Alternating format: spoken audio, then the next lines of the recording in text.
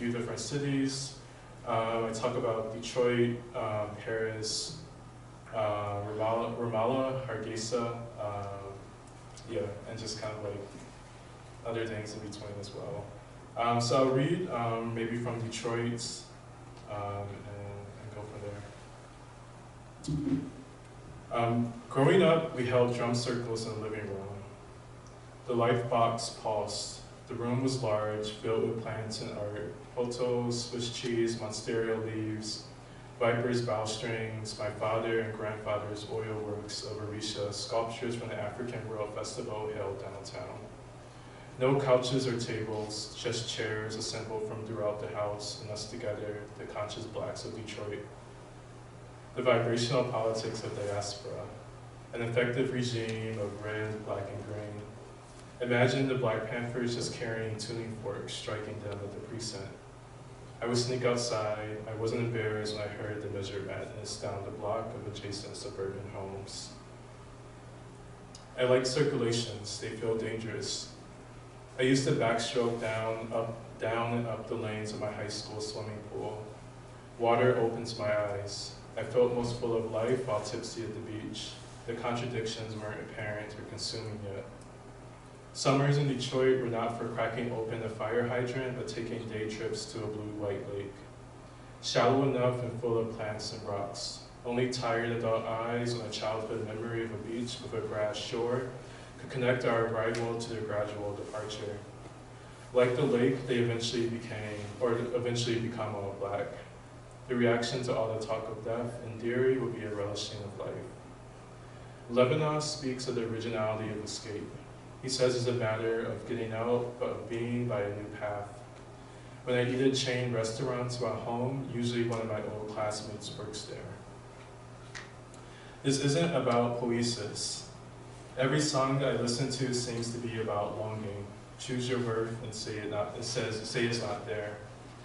Longing is my political apparatus. I still dance in the mirror, and people still wonder why we won't just accept the world.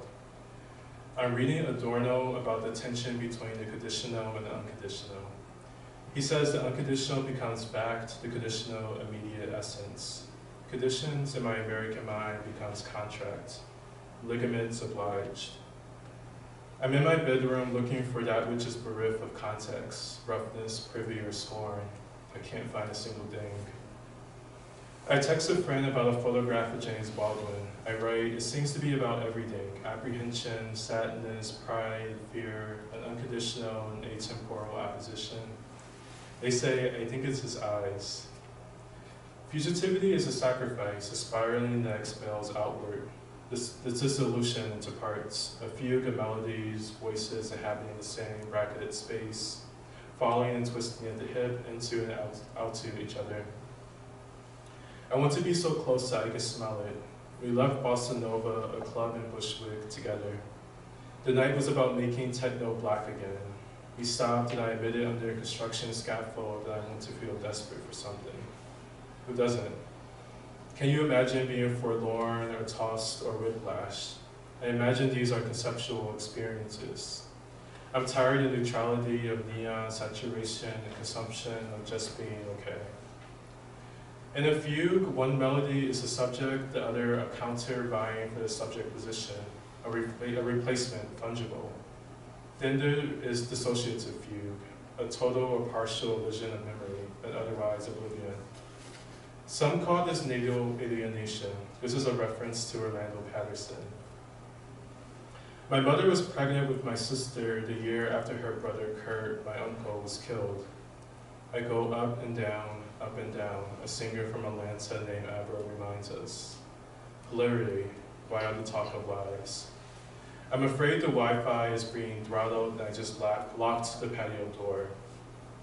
Can I tell you something? This is a continuation of Tango Sunlit Priors. My uncle's murder happened on Valentine's Day in 1992. Princess Nokia, a Bronx rapper named after the cell phone company, has an album titled 1992. I say Cupid's arrow has always been a violent metaphor. You say that makes me think of violets. I like clothes from the 1990s, starter brand, jerseys, NBA apparel. Maybe these are what my uncle might have worn or admired.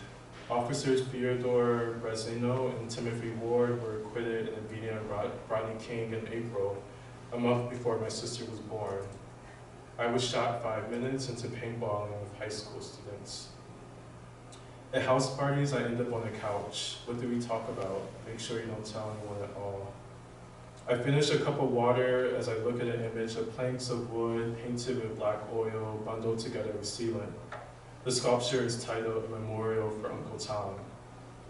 James Baldwin and Uncle Tom are both dead. Jack Whitten's black monolith is a tribute to Baldwin. From my window in Detroit, I get used to a certain aesthetical politics. Things to stretch and repurpose, exposure of pipes, bricks, wood beams, broken concrete, flickering light. On the day that I wrote this, Jack Whitten had been dead for 6 days. Baldwin died in 1987. I wish someone would upload the video of both of their funerals. I would stream them simultaneously, waiting for a soulless to find me.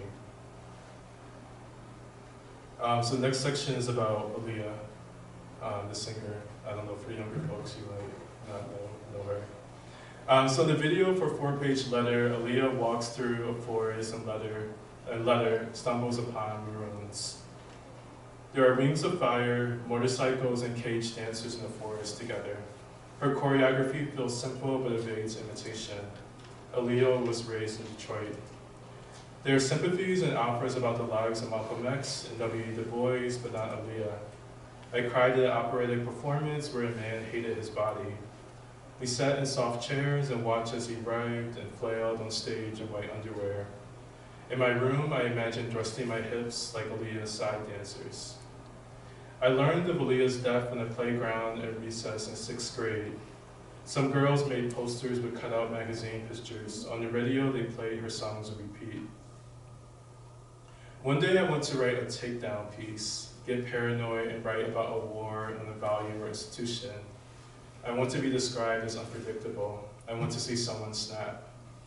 Franco Biffo observes the hyper-stimulated body as one that is simultaneously alone and hyper-connected. The collective unconscious of 20-somethings can relate. In Harlem, we brought the wooden dining table painted blue out onto the roof for my roommate's event, a party full of former liberal arts school students. I woke up the next morning on top of the table. Franco Biffo Barandi writes the danger of foreclosing the imagination, a liquidating sale of the world. We should not feel comfort in easy predictions.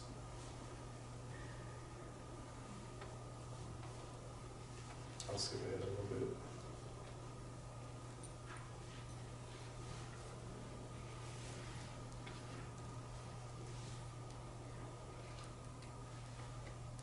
I am watching Musa's Oak Wongos performance of the Migrant Manifesto. The video begins with a close-up of Wunda's lower face, so Wunda's reserved speech is forceful but never thrusting. He begins, "We have been called many names, illegals, aliens, guest workers, border crossers, undesirables, exiles, criminals, non-citizens, terrorists, thieves, foreigners, invaders, undocumented." There is a pause before calling upon the names as he channels others who have spoken and wrote about the evacuation itself, being a humanist. Other false names have been layered upon those made expendable. I say get on the ground right now so it can be planted like a seed of Neptune. Grow into sassafras, use a shade by a lakeside with a pier and a plastic paddle boat you can rent for $20. Musa calls upon the humans those names represent, the humans who remain vulnerable because of those names, the humans who are more than those names. His uttering the names that does not blame or identify the culprit. At the San Francisco Museum of Modern Art, there is a room with 3 large screens. John Akamfra, a member of the Black Audio Film Collective, projects images that suggest beauty and violence. On one screen, a sunset, another, a poached whale, is sliced open in massive spilling. Children in the screening room sprawl on the floor until their parents shudder awake and direct them out. In representations of post-industrial cities like Detroit, the crumbling space show is shown to exist outside to assimilate it, acquisitive white liberal. This outsider status is claimed as the cause of the social and political decay that impact the people living in bounded space. Such thinking forgoes any analysis of neoliberal and racist practices and people that abandon post-industrial cities like Detroit. Under such thinking, the processes of assimilation and gentrification become a moral obligation of inevitability. Success is integrating a land of Black conditions into landed property, self-liberal capital, capitalism, fast casual restaurants, direct-to-consumer chain stores. I stay in the screening room, standing close to several others standing in front and behind and beside me, watching the fisherman's routine processing of the whale's body. The film is not dated, neither the quality nor the hairstyles of the fishermen give a hint as to what decade the hunt has occurred. As anachronistic and timeless as the frequent shots of butterflies and cresting waves, as if to say we are not and weren't ever this body. As if to say it is an impossibility to go and stay outside, as when Frank Ocean says we'll rather live outside on sea tribe. Me outside of what or who or when, Frank outside madness or grief somehow outside local time. Me a winter storm is quite literal swirling of whiteness, curled and indifferent. Frank outside could be a one to exist as otherwise, is not already.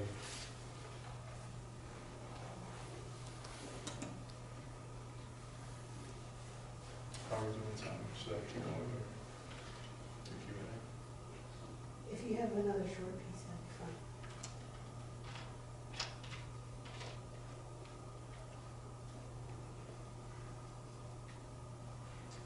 I'll read a little bit about California. Yeah. California.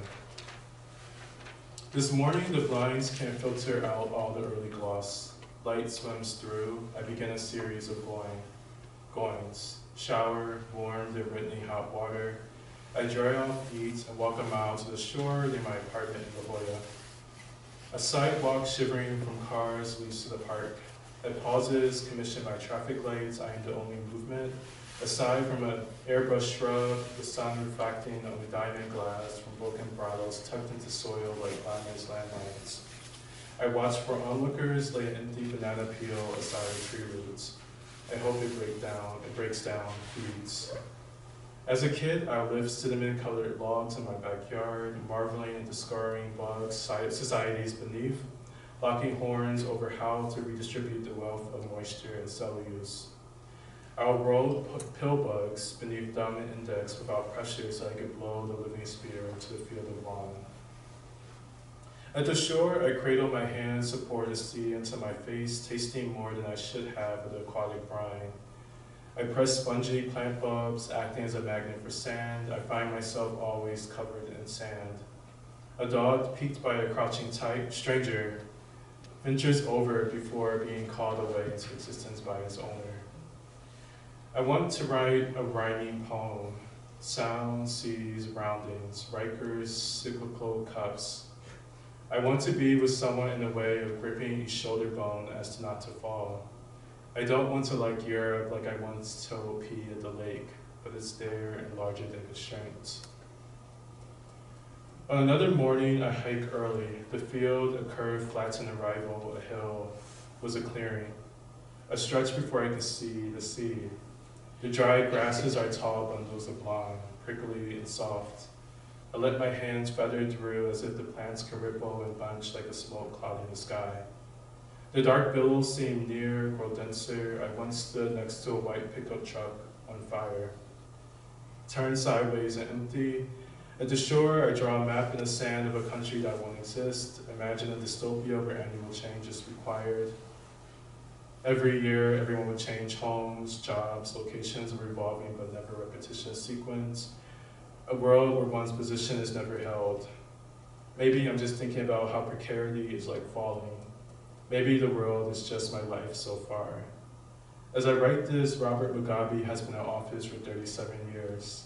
I wish he and every other male in power would just leave. It's okay if this means I must leave too. Where is the line around which one can walk around with the illusion of freedom? Where is the outside of here? There's so much blood in my family. A grandma and an uncle bled out. Do you see the distancing there? Both my grandma and my uncle died violently. Is death ever not violent? Sometimes death is uneventful. I try to live a practice of love. No, I'm not sure what love be in the most kumiyake sense. I'm stone, I'm flesh. Staying leaves nothing at stake, no urgency to mattering and becoming together. Availability means why care. 3 months in the city means each day is less in an infinite well. Leaving felt so arbitrary, a 5-hour flight to sleep on an air mattress in California. No one told me adulthood means sitting in rooms. I remember how we looked at each other the way people who have seen each other naked do. I could barely find a language for this. I told you I hadn't met any black people here and felt so parochial for saying it. Not out of choice, but because it wasn't an option. Staying means power, but leaving is release. Cool, I can pause there.